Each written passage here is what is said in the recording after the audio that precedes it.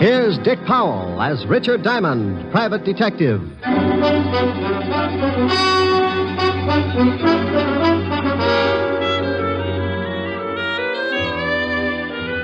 Hello there, this is Diamond. About the most strenuous effort I might give out during a working year is maybe chasing some thug up the escalator at Bloomingdale's department store. But last week I really outdid myself. The all-stars of the police force challenged the private detectives to a baseball game for the benefit of the vice squad. And I wound up stiffer than a pair of starched overalls. Because the private detectives are quick to take advantage of the slightest opportunity, by the 8th inning, we realized the need for some immediate strategy. The score at that point was 6-4, the cops leading. So I got hold of a little blonde I knew and had her walk across the infield in a sweater. The idea was to disturb the opposing team and take their minds off the game. It would have worked, but it seemed that since I had last seen my little blonde friend, she'd become quite a favorite with the police force, so they just waved hello and went about their business. My drooling colleagues, however, had not come in contact with said hunk of fluff, and before the game was over, 3 of them had picked up the bat boy and tried to bunt with him. You may have read where the police force finally beat us. Close game, 37-4. But I want to say right here and now, they never could have done it without that sweater. And oh, yeah, I got mixed up in a little honest murder the next day. It all started in the back booth of a middle-class nightclub. A couple of people were busy trying to think up the fastest way to make a homicide billiard. Oh, that's the 3-cushion variety. Killing to frame up to the electric chair. Leon, are you sure this will work? You want to get rid of that old man of yours, don't you? You know I do. Well, I got a wife that I want to dump, too. This letter from her is going to fix it so we both end up very unmarried. Are you sure they'll blame it on Martin? Sure, I'm sure. When they find him with this letter and his own gun and the dead body of my dear little wife, they'll slap him in the chair so fast he won't know what happened. Who's going to find him with the body? That's your job, baby. I'll get the letter to your husband, and you swipe his gun and get it to me. And you go get yourself a private detective and tell the shamus that you suspect your husband of running around with another girl. You and the shamus tail your husband. I'll have it timed so you catch him with the goods right after the killing. Well, all right. I hope it works. It will if you want it to, baby. I want it to. Because I want you. Yeah. Yeah, and all that nice money your husband's going to leave you. Leon. Come here, June. Yeah.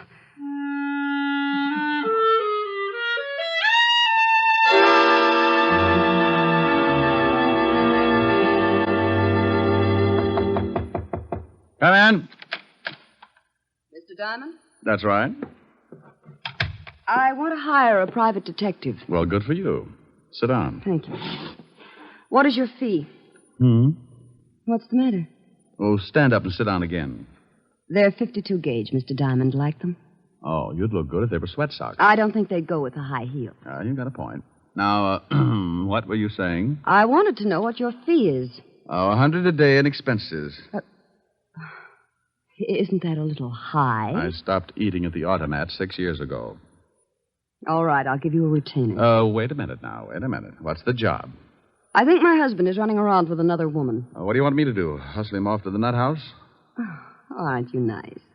I want you to go with me as a witness. You know, any other time I might get shy, but I'm really interested in seeing a girl who could beat your time. When do I start? Meet me in front of my house at 10 minutes to 8. My husband leaves around 8. What's the address? 521 East 58th Street. My name is Hyers, Mr. Diamond. June Hyers. All right, June. I'll see you at 10 to 8. Now, excuse me, but about that retainer. Oh, yes, that. Here's $100. Is that enough? It'll keep me interested. What's your husband's name? Martin. I'll see you this evening, Mr. Diamond. Oh, one more question. Yes? Why haven't you and your husband been getting along? Uh-huh. A lot of reasons. By the way, Mr. Diamond, how old are you? No. Oh, well, I'm frisky, but I passed the foolish mark when I was 3.5. Did you? Goodbye, Mr. Diamond. I wonder if I did. Diamond Detective Agency, with men who know the corpses best. It's Diamond 2-1. Rick. Oh, Helen. Hello, baby. What are you doing? What gauge nylons do you wear, dear? 52. Why? No, nothing. Oh, Rick, are you going to buy me a present? Oh, you never can tell. I was just looking at a pair a few minutes ago. Rick, Yeah? where were you looking at them? Now, what kind of a question is that? A very good question. Have you got a girl up in that office? Helen. Don't you Helen me, have you? Well, I give you my word I haven't. All right, was there a girl in your office? Was there? Well, a client. I got a $100 retainer. I don't care if she gave you the George Washington Bridge. You were obviously looking at her leg. Well, I couldn't help it. She sat on that way. Now, look, honey, she's just another client. With 52-gauge nylons. Would you count the threads? Oh, can you do that? Oh, you wolf. Yeah, but you're the only one who gets the benefit of my talents. You can put the soft soap away. When am I going to see you? I got some business at 8. I'll be over later. Well, I'm going to stay mad until you get here. And you're going to tell me all about those nylons. I'll be sure and do some research. Bye.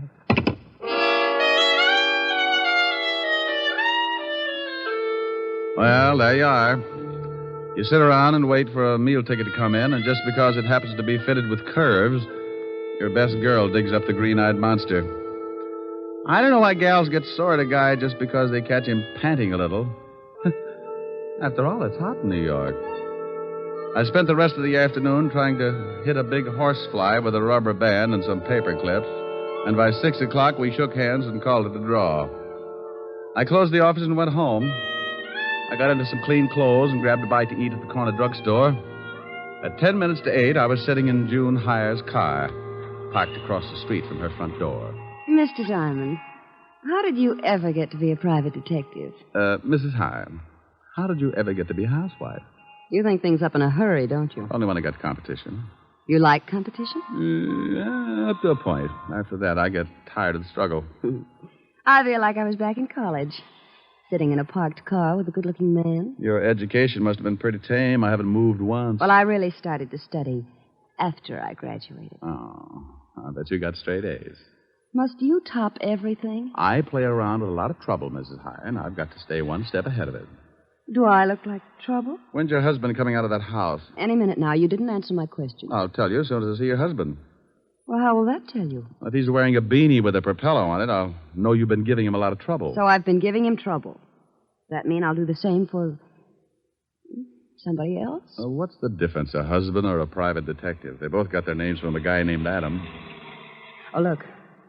A cab pulled up to the front door. Yeah, I see it. And here comes Martin. He's getting into the cab. Well, what do you know? What's the matter? No beanie.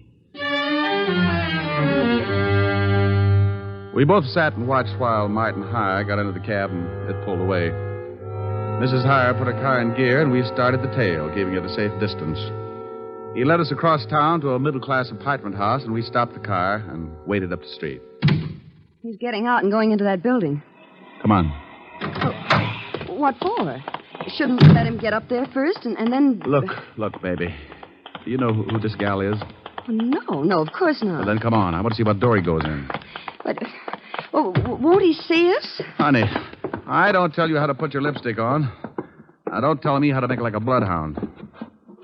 Oh, the lobby is empty. Well, watch the elevator. Oh. It's stopping on the 4th floor. Hadn't we better go up? Look, lover. The 4th floor probably comes equipped with a lot of doors. Now, if you want to just knock on any of them, go hire yourself Humphrey Bogart. Well, then what do we do? You stand by and watch like you... make like you knew what I was doing. See, the little old elevator's coming back down. Now, you just hold it there while I look at the mailboxes. Mrs. B. Callahan. Mrs. Lillian McEdward. Mrs. Mike. Well... and Miss Sally Maxwell. Okay, now we push the button for the 4th floor and away we go. Fun? How do you know where to go? I got the name off the mailbox. But you said yourself there must be a lot of people on the 4th floor. Elementary, my dear girl. Process of elimination. We're lucky this time. Only one single girl on the 4th floor. Sally Maxwell. Come on. It's 406. What if there'd been more than one single girl? So I make some new friends. Now stop asking questions and stick close. I'd love it. Now, here it is, 406. Now hold it down. Can you hear anything? No. Yeah, somebody's moving around. Oh, duck. What? Too late. What? June. Good evening. I represent the Great Nothing Life Insurance Company. What are you doing here, June? I might ask you the same thing. Do you mind if we come in? I'd like to interest you in our indemnity clause. Stop pushing. Get out of my way. Oh, you don't know what you're missing. You get $3 million if a python bites you in the middle of Times Square. You can't force your way in here like that. You... Oh, now you've hurt my feelings. Take your hands off me or I'll strike you again. Sure, but you need 2 more to put you out. Here, have one on me. Now, the next time you go striking people... Mr. Diamond, look. I looked past the little guy and spotted the body. She was blonde, and I didn't know why she was hanging onto the rug that way. She wasn't going anywhere. All right, you. Get out of my way. Huh? Oh, what a lovely gun. Martin, you killed that girl. No, I did not. I came in here and found her like that, but I didn't kill her. She's been shot. I know that. I found the gun by her body. You don't think I'd kill her? I was in love with her. Martin. Is that the gun that did it? Yes. I mean, no. I don't know what I mean. But you stand right there. Don't take another step. That's your gun, Martin. You shut up. I didn't kill Sally, but I know I haven't got a chance of proving it, so if you come any closer, I will most certainly shoot you. I hate to look like an idiot, but it's against the law to shoot people. Mr. Diamond, be careful. Come on, Martin. Give me the gun. You don't think I'll shoot, do you? Come on, give it to me. Just one more step. Look out, he's going to shoot. Come on, open up in there. What? Better drop it, Martin. You got company. Stay back. Stay back. This is the police. Open up or we'll break the door in. Police. Give me the gun, Martin. No. Let him in, June. Before Levinson tears down the whole wall. I've got Martin. Yes, all right. I didn't do it. I didn't do it. What's going on in here? Hello, Walt. Hey, Lieutenant, look. It's the gumshoe. Rick, why do you guys always have to break down doors? Why don't you try turning the knob first? Otis, didn't you see if it was unlocked? I forgot, Lieutenant. You mallet head. We got a report that someone heard a shot from this apartment. There's the body, Walt. Who's this guy? Martin Hyer. Here's his gun. He was going to use it on me. I didn't kill her. I came in and found her that way. Oh, shut up. Who's the girl with you, Diamond? This is Mrs. Hyer. Martin is her husband. I don't say. The old triangle, huh, Rick? I engaged Mr. Diamond to follow my husband. That's right, Walt. We caught Martin trying to sneak out on the corpse. I told you I didn't kill her. And I told you to shut up. Is this your gun? Yes, but I found it lying by the body. I knew I'd be blamed if someone found my gun, so I put it in my pocket. You search him, Rick? Haven't had time. Shake him down, Otis. Yeah, Lieutenant. I want my lawyer, and you get away from me. You open your trap just once more. Okay, butthole. Please, Mr. Diamond, I'd like to get out of here. Sure. Okay, Walt? Yeah, but I want to talk to both of you down at the station later. Here's something, Lieutenant. What is it? Oh, letter. Are you coming, Mr. Diamond? You go on down. I'll be right with you. All right. Walt, what does the letter say? It says we can't continue this way. I've decided to break it off once and for all. It will do no good to see me, so please stay away and leave me alone. Signed, Sally. Let me see that. Yeah. Well, what about it, you? Is the dead girl named Sally? Yes. I don't know why she sent it. We're both in love. Sure. What were you going to do about your wife? I was going to tell her this evening. Then I received this note. I came right over to see Sally, but believe me, I didn't kill her. Tell me something, Martin. Is this the way you received the letter? Yes. Why? Now, you wait a minute, Rick. I'm very happy with what I've got, so don't start making like Sherlock Holmes. Oh, well, I guess you're right, Walt. He admits it's his gun, and this letter is certainly motive enough. Yeah. Otis, call for the wagon and put the cuffs on Hyer. Right, Lieutenant. Walt, why would someone send a letter after tearing off the top of it? What? See, the top of this letter is missing. The part that usually reads, Dear Julius or something. So what? Do me a favor, will you, Walt? Oh, what is it? Give me 3 minutes and then have Otis fire a shot from this apartment. What? Is that all you can say? Have Otis fire a shot in about 3 minutes after I leave. I will not. The police department can't go around making like it was the 4th of July. You want to solve a murder, don't you? I have solved it. What more do I need? I got a suspect, the murder weapon, and a good motive. Walt, if you just killed someone and a guy caught you at it, what would you do? Knock him off, too. Well, I caught Hyer in the act, and he didn't pull the trigger. Well, you said yourself he was going to. But he didn't, and he took too much time thinking about it. Walt, I can't remember hearing a shot when I came in this building. So you didn't hear a shot. Maybe you couldn't. Well, that's what I want to find out. I was right behind Martin all the way up to this apartment, and I didn't hear a shot. Maybe he didn't kill her. That's right, I didn't. Please, I didn't kill her. You see, Walt? Oh, you always start something like this. Martin, did your girlfriend Sally have any enemies? No. At least she never told me about any. Now, where are you, Brain Trust? Just a little more sure of myself. First, Martin can't make up his mind about shooting me. Then he claims that the murdered girl didn't have any enemies. Does that sound like a killer trying to cover up? You've run into smart killers before. I'm surprised at you, Rick. I called the station, Lieutenant. I'm proud of you. Go on in the other room and shoot that cannon of yours off when I tell you. The what, Lieutenant? You heard me. Shoot it into a mattress, but don't muffle a shot. Okay. But not till I tell you.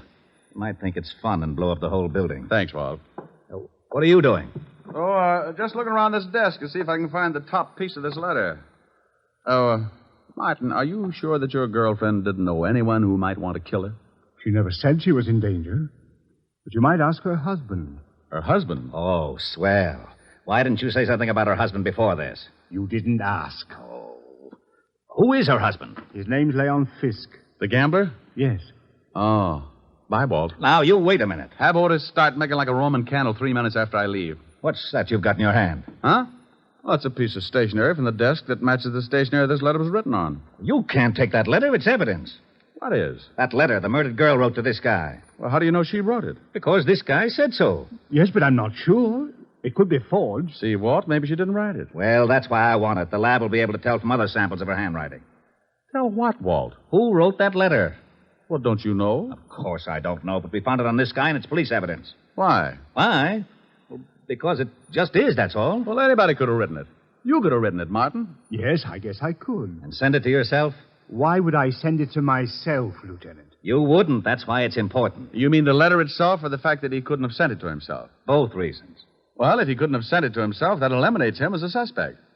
It does? He didn't do it. Did you, Martin? No. See, Walt? Now, wait a minute.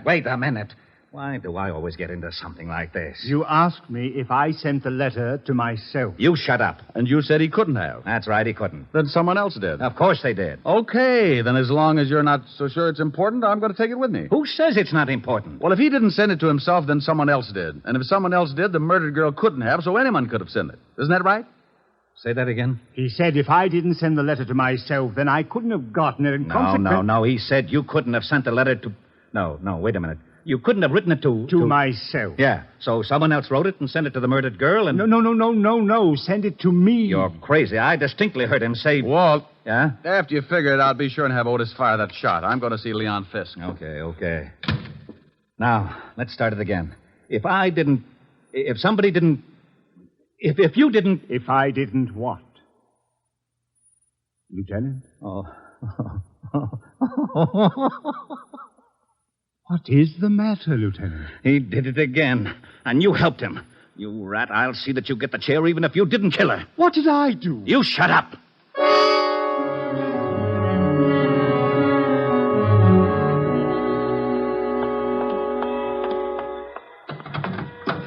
Well, what took you so long? I had to get a merry-go-round started. Can I drop you somewhere? Just relax for a second. I've got to think something out. Well, I didn't ever think Martin could kill anyone. Yeah. What was that? Just a backfire. Look, drive me across town. I want to talk to a guy named Leon Fisk. Leon Fisk? Yeah, runs a nightclub with an iron claw in the back room. What's the address? 222 East 45th. I remember it because when I was on the force, I used to raid his place for exercise. Thinking of doing some gambling? That's the way it'll probably end up. Let's go. She drove me across town, and 10 minutes later, we pulled up in front of a low building with a flight of steps leading down to a basement door. A large sign over the door read Cellar Club. I got out and thanked June for the lift and watched her drive off. I went down the steps and through the door. Something I can do for you? Yeah, I'd like to see Leon Fisk. Maybe you don't want to see you. What's the name? Just tell him Diamond. Okay. You got a phone booth? Yeah, right over there. Thanks. I found the phone booth and went in. In my business, you work with hunches, and sometimes they pay off. I knew that the torn letter had to be sent to someone the dead girl was going to slough. I didn't think it was Hyer, so the next best prospect was her husband, Leon Fisk. I didn't have a thing to pin on him, but a good bluff can open a lot of doors. I took out the letter and copied the handwriting on the other piece of stationery. I wrote the name Leon at the top and then the words, "We can't continue," so they'd correspond with the first part of the original. Yeah? What was you writing? What's it to you? You don't have to get sore. I just thought maybe you was getting a tip on the horses, and I sure could use a winner. The nags have been beating me to death. Oh, no tip. Okay, the boss will see you. That door right over there. Thanks.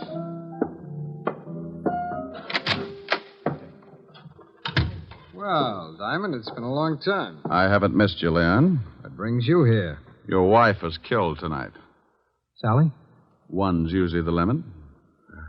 That's too bad. How did it happen? I thought maybe you could tell me. I don't know anything about it. Ever see this letter before? Hey. What's the matter? That's your wife's handwriting, isn't it? Yeah. It says, Leon, we can't continue. Then the writing stopped. Oh, so what? Well, the guy the police are holding got a letter from Sally, too. It started the same way, but it wasn't addressed to anyone. The top was torn off. You know what I think? No, tell me. I think she started one letter to you, then threw it away and wrote another one. I think you sent the second to Martin Hyer after tearing off the name Leon. Go on, Diamond. You didn't count on her starting a second one, so you went up to her apartment and killed her with Martin's own gun. Oh, with his own gun. Maybe you can tell me how I got it. Oh, I think so. You had to know a lot of things before you could kill your wife. What time Martin would arrive so the time of death would be close. You had to have his gun to leave by the body, and you had to have a witness who would swear Martin killed her. It had to be timed just right. You're talking yourself into a corner. How would I get all these things? By working with someone who was close enough to Martin. Maybe like his wife. You're crazy. Am I? She just drove me to this place. So what? A lot of people know this place. She told me she didn't. So I gave her an address 8 doors down, but she pulled up right in front of your door. Well, that could happen. It was too pat, Leon. Getting me to come to her place at 10 minutes to 8 and knowing her husband would leave close to 8. She had to know it because that letter was delivered just before I got there. Think you can prove it? You made one mistake. I didn't hear a shot when I got to your wife's apartment. I found out later that you could hear one all the way down in the street. Your wife was killed before Martin went into that building. Probably when you saw his cab pull up. Well, anyway, it's enough to hold you on, and I think we can prove later on that you've been seeing June Hyers. You're a pretty smart shamus, Diamond. Oh, you mean you admit it? Okay, baby, come on in. June, come on out of there. Leon, are you crazy? Well. I didn't know you kept your back room stocked with nylons, Leon. Yeah. I guess you two don't need any introductions. Why did you have to drag me into this? You heard what Diamond said. He knows all about it. You got the car out back? Yes, but what are we going to do with him? Diamond? Well, he's going swimming with a barrel of cement. Lieutenant Levinson wouldn't like that. He knows I came here. You're lying. Wait a minute, maybe he isn't. Diamond was upstairs with him for quite a while. Okay, so we'll have to hurry things up. Leon, you can't shoot him. Yeah. You should know it's not polite to point. I'm not going to knock him off here in the office. We'll take him in the car and do it later. No, Leon. What do you mean, no? It was your idea to kill your wife. I just helped get the gun. I'm not going to be along if you kill Diamond. You're going to be right with me, baby, because you're in this up to your pretty neck, and I need that car. I'm not going to do it. Oh, yes, you are. Oh, you and Diamond go swimming together. Leon. Give me that gun. Let me go. Come on, drop it. You go to the devil. June, come back here. I'm getting out. You got me into this mess. Come back here, you dirty little tramp. Don't you take that car. You're not going anywhere, Leon. You want to bet? I'll fix you, Diamond. He hit me with the butt of his gun, and I went down like the price of wheat in July. As I picked myself up, I watched him run for the back door. June, wait for me. You're not going to leave me here to take a rock. I got my gun out and stumbled over to the window and looked out just as the car started up. I spotted Leon with a gun in his hand. He looked mean enough to start shooting with it. He did.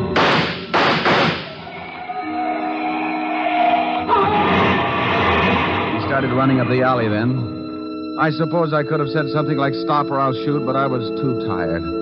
I just rested my arm on the window and let him have it.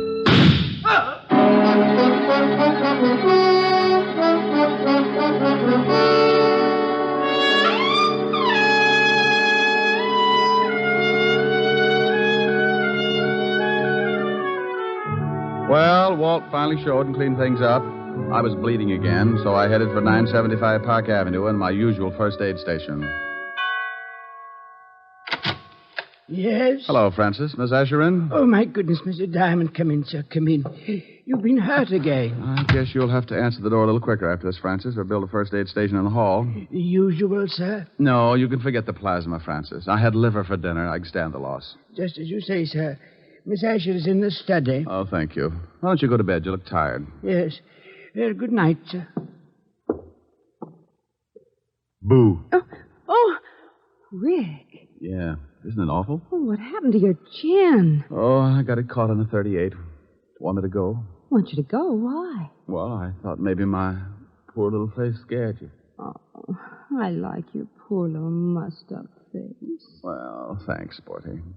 How about some music? Oh, I'm too tired. Turn on the radio. All right. Now, let me look at that chin. Oh, that's soothing. Hey, shut that radio off. I'm trying to sleep. Now, what is that? Oh, it's that crabby old neighbor. Oh, it is, huh? Now, Rick, don't get mad. I'll turn it off. You want something, Max? Yeah, some sleep. Is that too much to ask? Well, stick your head in a closet. Now, look, Bud. You look. That radio wouldn't wake a 2-year-old. Well, just pretend I haven't stopped teething, wise guy. All I want is some sleep. Oh, you do, huh? Sleepy time, gal. You're turning night into day. Rick. Oh, that guy upsets me. Oh, right. He upsets you. That's too pretty a song to sing like that. No. Now, you do it right, or I'm going to be mad. Well, honey, then that's the last thing I want you to be. Now, cuddle up on the sofa. You comfy? Mm-hmm. Don't be mad now, baby. Sleepy time, gal. You're turning night into day. Sleepy time, gal. You've danced the evening away. Oh, that's wonderful. Before each silvery star fades out of sight, please give me one little kiss. Then let us whisper goodnight. It's getting late, and baby, your pillow's waiting. Sleepy time, gal, when all your dancing is through. Sleepy time, gal, I'll find a cottage for you. You'll learn to cook and to sew. What's more, you'll love it, I know. When you're a stay-at-home, play-at-home, 8 o'clock, sleepy time, gal. Well, how was that, baby? Helen. Helen. Well, how do you like that? She snores, too. Hey, you! Max! Yeah, now what do you want? How about a game of gin? I'm lonesome.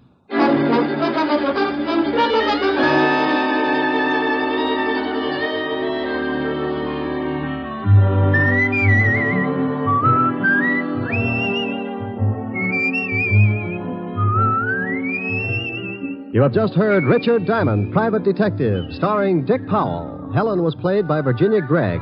Lieutenant Levinson by Ed Begley. Also in our cast were Wilms Herbert, Jay Novello, Joan Banks, and Stacey Harris. Music was under the direction of Frank Worth. Richard Diamond is written by Blake Edwards and directed by William P. Rousseau. Dick Powell soon will be seen in the screen version of the best-selling novel, Mrs. Mike. Now, this is Eddie King inviting you to be with us again at the same time next week, when we will again bring you Dick Powell as Richard Diamond, Private Detective.